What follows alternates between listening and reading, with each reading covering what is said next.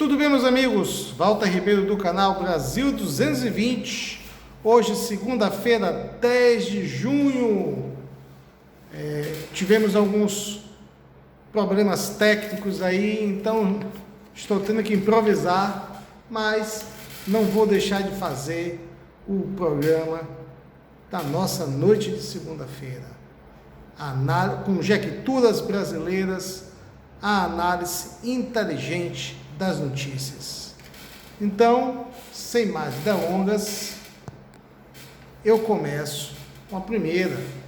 Alta de gastos e juros levam o déficit nominal do Brasil ao maior patamar desde 2021. Folha de São Paulo, 7 de junho de 2024. Apesar do paralelo com o período da pandemia, segundo alguns especialistas, não há como se comparar. Por que não há como se comparar?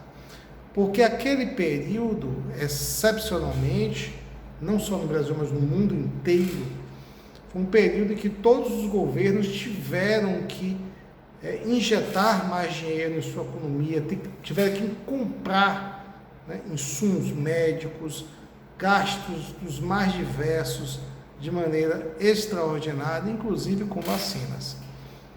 Não é o caso, não é a situação que enfrentamos atualmente. Nós não estamos passando por uma guerra, por uma pandemia, não é? Então, o que justifica isso? Não é? Mas os nossos especialistas, por certo, terão uma opinião muito melhor do que a minha, né? Eu tenho aqui os meus conceitos, né? Mas, bom, paciência. Eu acho que é gasto demais e trabalho de menos. A arrecadação acelera em maio, mas o déficit das contas públicas também volta a subir, projeta Banco. Estado de São Paulo, 7 de junho de 2024. BTG, e gravem bem este nome de banco, porque a gente vai voltar a falar dele, prevê aumento de 11% na arrecadação do governo. Tesouro vê dados como positivo, apesar do imposto das medidas de ajuda ao Rio Grande do Sul. Vejam bem, o Banco BTG afirma, através dos seus analistas, que a economia está indo relativamente bem, graças a uma arrecadação. Ocorre que o que eles não estão dizendo é que essa arrecadação de 11% a mais é por conta do aumento da carga tributária no país, não porque aumentou a produtividade ou aumentou a riqueza, aumentou os impostos. As coisas estão subindo, não é? E esse Banco BTG, a gente vai ver lá, um pouco mais para frente, algumas manifestações de dirigentes deles em relação a isso. Mas, vamos para frente. Surra em votação de vetos no Congresso faz líderes do governo falarem em reforma ministerial e choque de realidade, diz Portal G1, através da jornalista Daniela Lima, 29 de maio de 2024. Após derrota em série, deputados e senadores aliados pedem reunião de emergência com o Planalto. Até quadros do PT votaram contra o governo. Vejam bem, meus amigos, semana passada houve algumas votações de vetos do presidente, nosso presidente Lula, o presidente atual, e ele perdeu a quebra de braço para os deputados da oposição e teve uma ajuda também de deputados que compõem a base do governo dele. Mas por quê? Veto ao projeto contra a saidinha bancária, ou saidinha dos presos. A sociedade toda é a favor do fim, ou pelo menos da restrição da saidinha dos presos. Mas ele vetou. Então, veja bem, a gente está em ano de eleição. O deputado que não votasse a favor da derrubada desse veto ia colher os frutos na eleição desse ano de prefeito e na próxima para a sua reeleição, porque isso é segurança pública. E o presidente atual, ele vetou para manter a saidinha dos presos. E todo mundo sabe, isso já é histórico, que todo período de saidinha a violência aumenta. E a população não suporta mais a violência, que é o fim da violência. Então, foi uma pauta muito ruim para o governo. Tá? E quem votasse a favor de manter o veto, ficaria marcado, né? Teve uma outra votação que foi uma questão que criava um tipo penal que poderia ser aplicado para qualquer cidadão que utiliza as redes sociais. Se hoje, que não tem esse tipo penal, estão prendendo pessoas, imagine com um tipo penal, né? E de uma forma muito solta, né? Que cabia muita interpretação. Então, também foi mantido o veto, que foi do presidente anterior, Jair Bolsonaro, que tinha vetado. E eles tentaram derrubar, e não derrubaram o veto. Então, essas foram as principais derrotas da semana passada.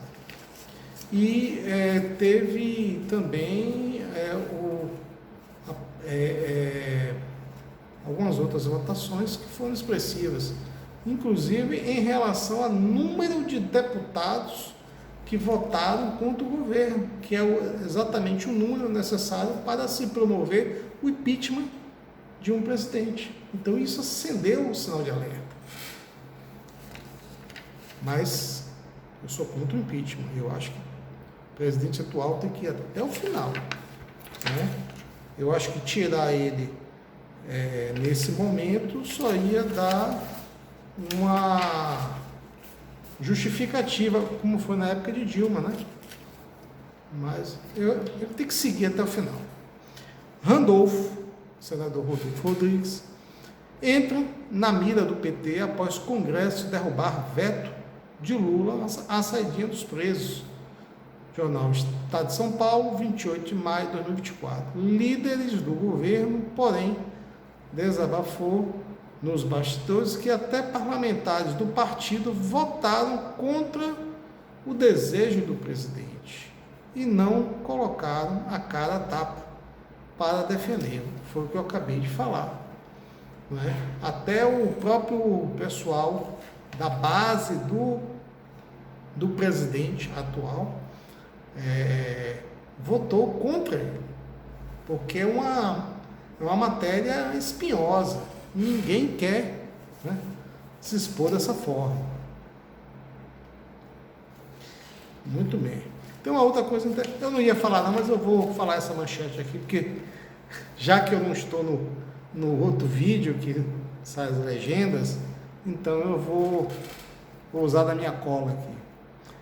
É constrangedor ter que aplaudir Aécio Neves e justificar voto de Maria do Rosário, diz advogado do PT, sobre saidinha de presos. Jornal Folha de São Paulo, 30 de maio de 2024.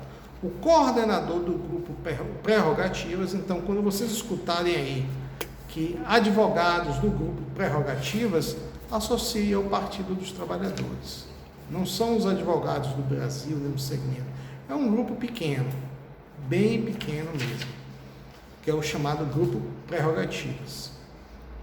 Marco Aurélio de Carvalho ironiza também o voto do senador Contarato, PT do Espírito Santo, contra o direito dos presos. Ele saiu da polícia, mas a polícia permaneceu dentro dele.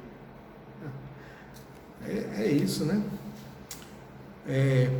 Bom, mudando um pouquinho de tema, todos contra o governo.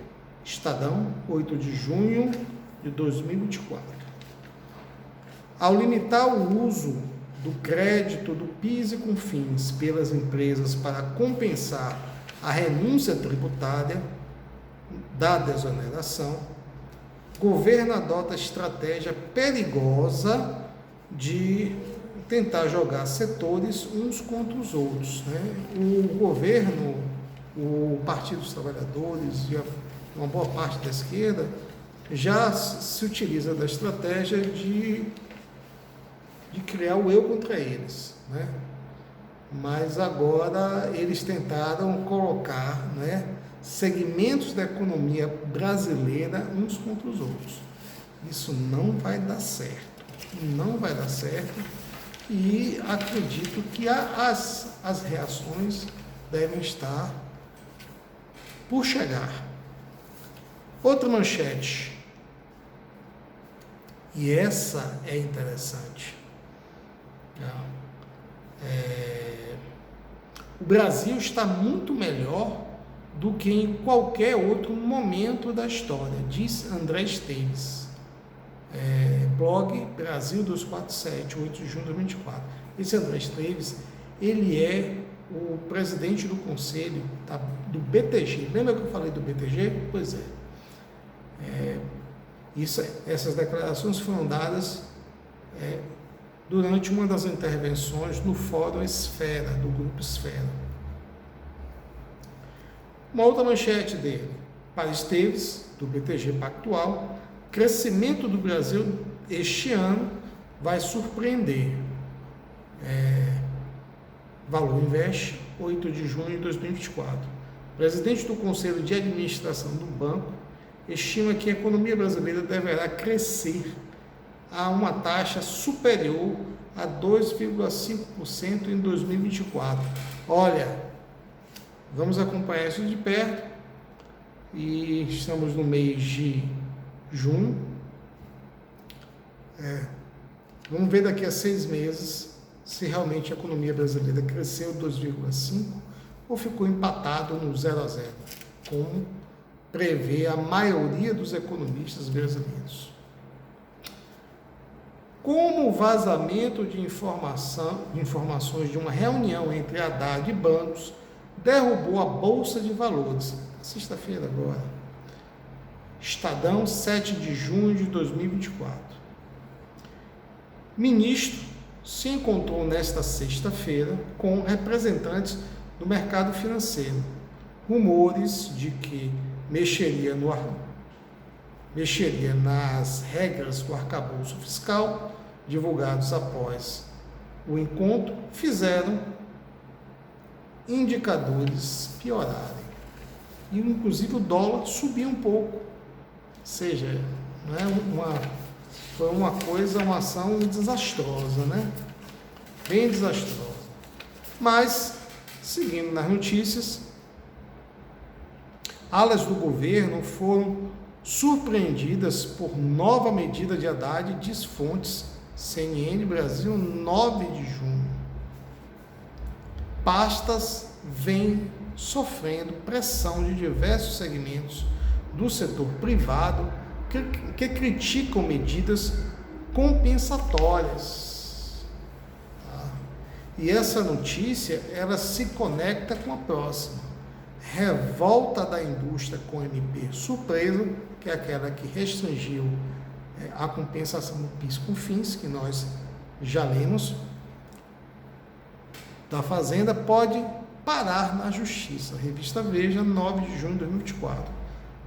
Vamos às últimas consequências jurídicas, diz Ricardo Alban, chefe da CNI. Ou seja, esse imbróglio que foi criado pelo ministro da Economia, que, por certo, não foi só ele, porque ele não fala por si, ele fala pelo governo, então tem o aval de outros ministros e do presidente. Isso vai acabar no judiciário, isso vai prejudicar, inclusive, diversos setores importantes, e quem vai acabar pagando essa conta Somos nós, contribuintes, consumidores e cidadãos. É o que sempre acontece. Agora, na derradeira notícia desse nosso jornal Relâmpago, onda da extrema-direita sacode a União Europeia e Macron anuncia dissolução do parlamento. UOL, Jamil Chad, 9 de junho de 2024. Olha,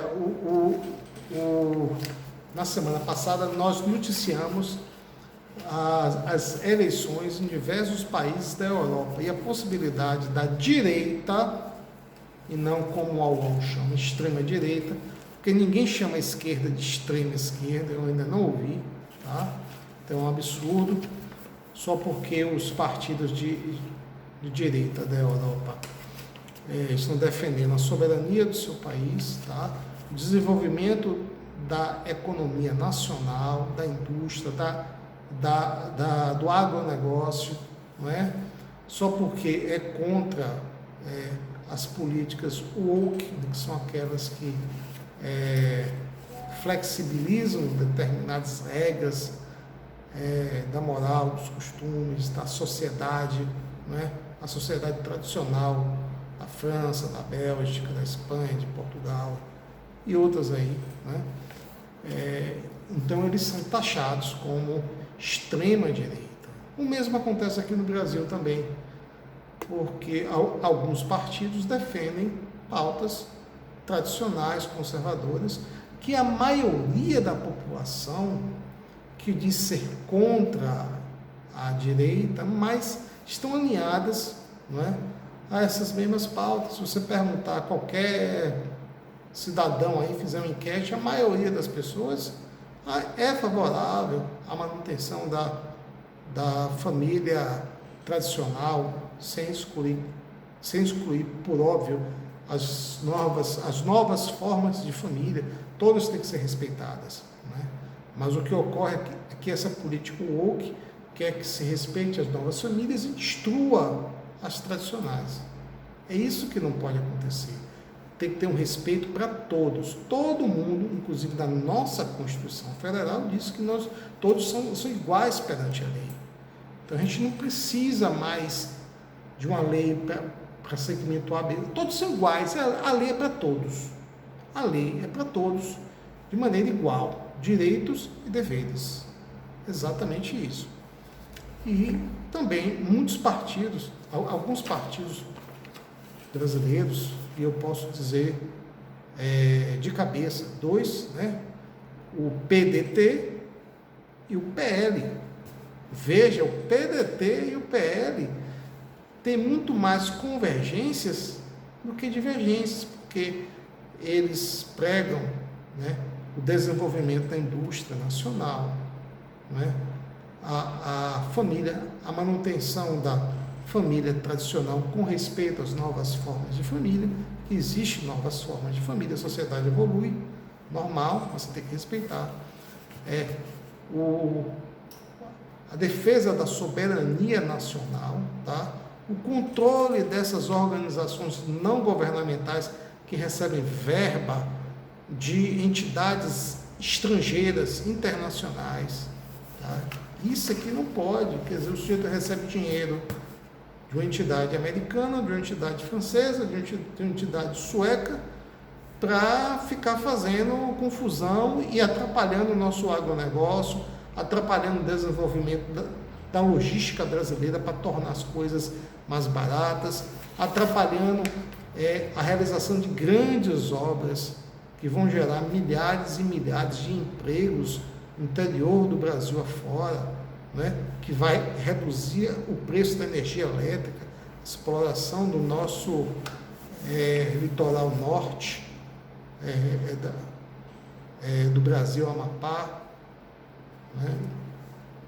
Quer dizer, lá não pode explorar o petróleo, mas o país ali do lado, mesma bacia de petróleo, está explorando. E essas entidades não governamentais que mandam dinheiro para entidades brasileiras para se manifestar contra a exploração são as mesmas que os seus patrocinadores são beneficiados.